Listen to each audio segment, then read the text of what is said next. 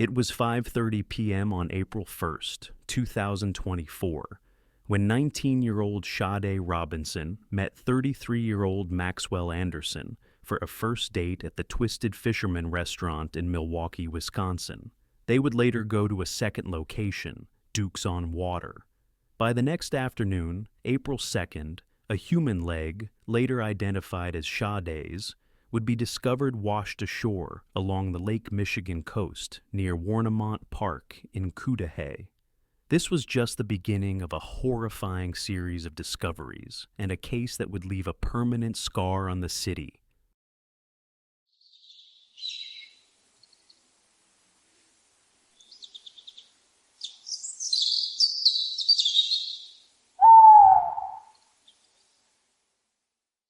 Sade Carleena Robinson, born May 10, 2004, was by all accounts a vibrant and promising young woman. Originally from Vicksburg, Mississippi, she was in her final semester at Milwaukee Area Technical College, known as MAT, studying for an Associate of Arts degree in criminal justice. It's a poignant detail, her desire to engage with the very system that would become central to the aftermath of her life. Beyond her studies, Sade worked at Pizza Shuttle, where she was a valued and beloved employee. Her family and friends described her as a bright soul, a loving daughter, and someone who could light up a room. Her favorite color was pink, a detail that would later be embraced by the community in her remembrance. Sade's disappearance and death sent shockwaves through her family, including her mother, Sheena Scarborough, her father, Carlos Robinson, and her younger sister, Adriana Reams. Sheena Scarborough has since become a vocal advocate, not only for justice for Sade, but also for raising awareness about the disproportionate number of missing and murdered women of color. This case, while deeply personal and tragic, also taps into a much larger, systemic issue of violence that often leaves communities of color searching for answers and justice. The sequence of events leading to the discovery of Sade's fate began innocuously enough. Around 5:30 p.m., Sade Robinson and Maxwell Anderson met for their first date at the Twisted Fisherman restaurant. They later moved to Duke's on Water in downtown Milwaukee. It was here at Duke's that Sade sent her last known communication, a Snapchat message to a friend.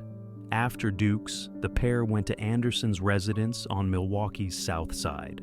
Sade's phone location data, tracked via the Life 360 app, showed movement at Anderson's house until about 12:47 a.m. on April 2nd. The very last text message Sade sent was reportedly from Anderson's phone, discussing their initial plans to meet for dinner. The early morning hours brought chilling developments. At approximately 2:53 a.m., a vehicle believed to be Sade's Honda Civic was captured on video entering the parkway near the pump house at Warnemont Park. By 4:30 a.m., Sade's phone pinged at Warnemont Park in Cudahy. Later that morning, just after 7:30 a.m., Sade's 2020 Honda Civic was found burned near 29th Street and Lisbon Avenue in Milwaukee. Surveillance footage from around 8 a.m. showed a man, whom authorities believed to be Anderson, walking away from the site of the burned car and boarding a Milwaukee County Transit System bus, heading towards his home on the South Side. The first horrific discovery came that afternoon. Around 5:30 p.m., a severed human leg was found along the Lake Michigan shore near Warnemont Park in Cudahy. Preliminary DNA testing would later confirm it belonged to Sade Robinson. That evening, around 9 p.m., a concerned friend officially reported Sade missing to the Milwaukee Police Department after she didn't show up for work and wasn't responding to calls. Police conducted a welfare check at Sade's apartment, but couldn't make contact with her. Meanwhile, another severed leg was discovered on the bluff at Warnemont Park. The investigation moved swiftly. Around 1 a.m., Maxwell Anderson was arrested near his home during a traffic stop. Inside his vehicle, detectives noted a possible blood stain, and they also found clothing believed to be what he was wearing when Sade's car was burned. Later that day, a search warrant was executed at Anderson's home. Investigators found blood stains on bedding in a bedroom and on the walls leading to the basement, along with several gasoline containers. While canvassing the area where Sade's car had been set ablaze, authorities found a human foot near 30th and Galena. More remains, including another human foot and what appeared to be human flesh, were identified in a wooded area near train tracks bordering a playground. The grim discoveries continued. On April 18th, a torso and an arm were found on a Lake Michigan beach, later confirmed to be Sade's. And on May 16th, a human arm, also suspected to be Robinson's, was discovered along the shoreline at Waukegan Municipal Beach in Illinois. Maxwell S. Anderson, 33 years old at the time of his arrest, worked at the Twisted Fisherman, the same restaurant where he and Sade had their first and, tragically, their last date. His background revealed a troubling criminal history. Court records show convictions for domestic abuse, drunk driving, and disorderly conduct. Specifically, in 2014, he pleaded guilty to disorderly conduct. A domestic abuse charge from that same year was dismissed. However, in 2015, he was found guilty of domestic abuse, intimidating a witness, and criminal damage to property. He had further convictions for driving under the influence in 2019 and driving with a suspended license in 2022. Perhaps most chillingly, after Sade's disappearance, a confidential informant came forward. This informant alleged that Anderson had spoken about his intentions to kill Sade Robinson approximately a month before her death. The informant claimed Anderson detailed a plan to lure Sade to his basement, use a firearm to subdue her, and then dismember her body for disposal across the city. The informant also reported seeing 3 saws in Anderson's basement and a plastic tarp covering a significant portion of the basement area, which seemed to corroborate the alleged plan. Adding to this pattern of disturbing behavior, another woman reported a concerning incident during a date with Anderson in February 2024. She believed he had drugged her drink.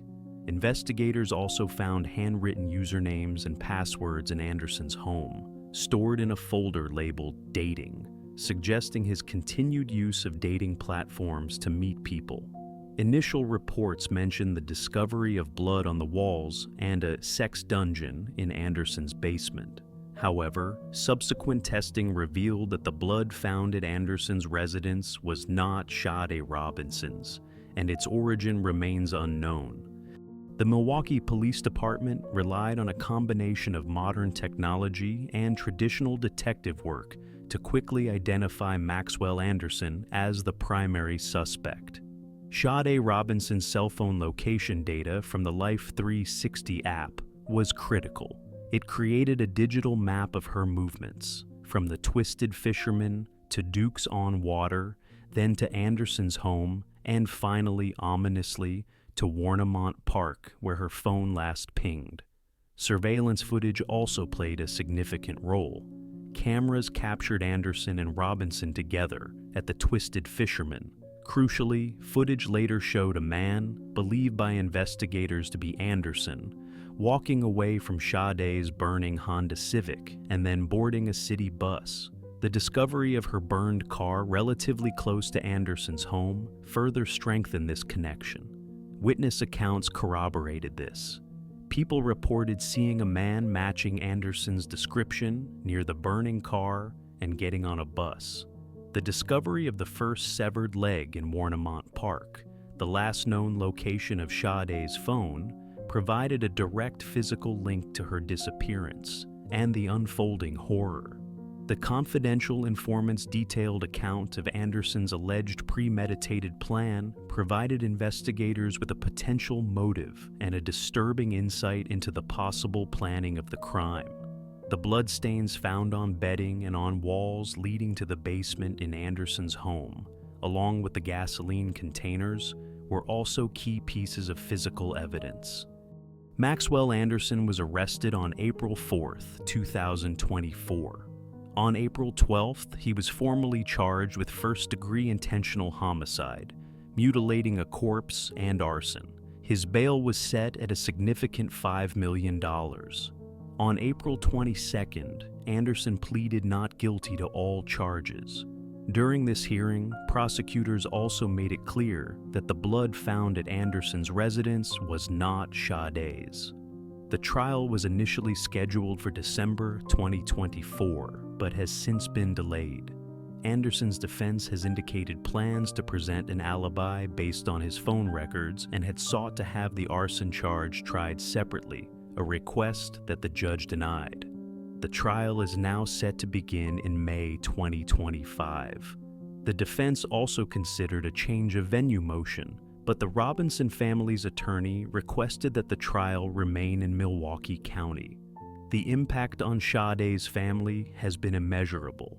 Her mother, Sheena Scarborough, has channeled her grief into action, becoming a powerful voice for her daughter and for other missing and murdered women of color. Her father, Carlos Robinson, traveled from Florida to Milwaukee to participate in the agonizing search for his daughter's remains.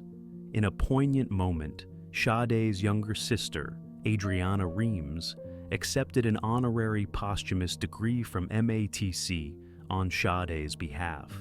To honor Sade's memory and support others facing similar tragedies, the family established Sade's Voice Foundation, a non-profit organization dedicated to supporting families of missing and murdered women of color.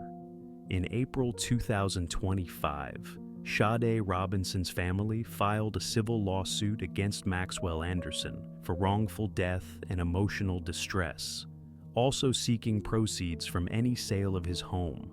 They also initiated a separate civil lawsuit against the two bars, Duke's on Water and Twisted Fisherman, alleging negligence for serving alcohol to the underage Sade, claiming this contributed to her vulnerability.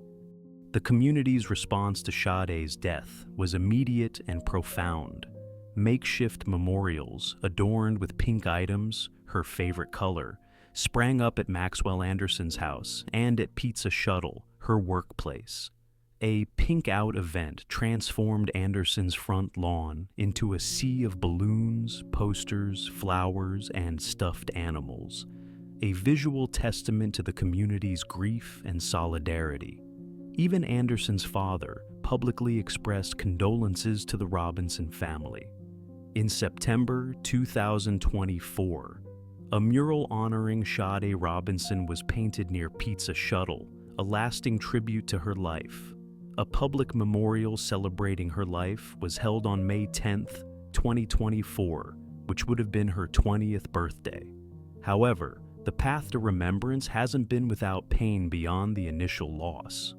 Plans for a county-sponsored memorial at Warnemont Park, the place where Sade's remains were first found, were tragically withdrawn in February 2025.